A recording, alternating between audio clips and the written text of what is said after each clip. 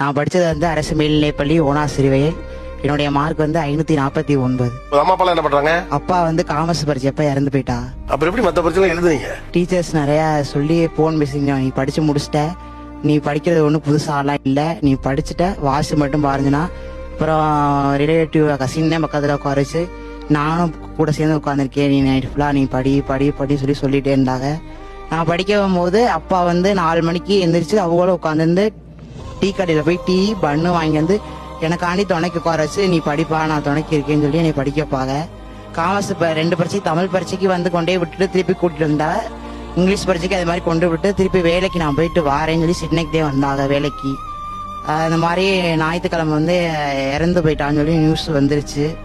அவங்க திங்கக்கிழமை நான் போயிட்டு வந்துடுவேன், நான் அடுத்த பரீட்சைக்கு உன்னை கூட்டிட்டு போயிட்டு விட்டு வந்துடுவேன், எப்படியாச்சும் ஒரு ஃபர்ஸ்ட் ரேங்க் எடுக்கணும் அப்படின்னு நான் 500க்கு மேலேலாம் வராதுன்னு எதிர்பார்க்கல. 500க்கு மேலே வந்துச்சு, நான் ஃபர்ஸ்ட் ரேங்க் எடுத்துட்டேன். அப்பாவோட ஆசையை நிறைவேற்றி.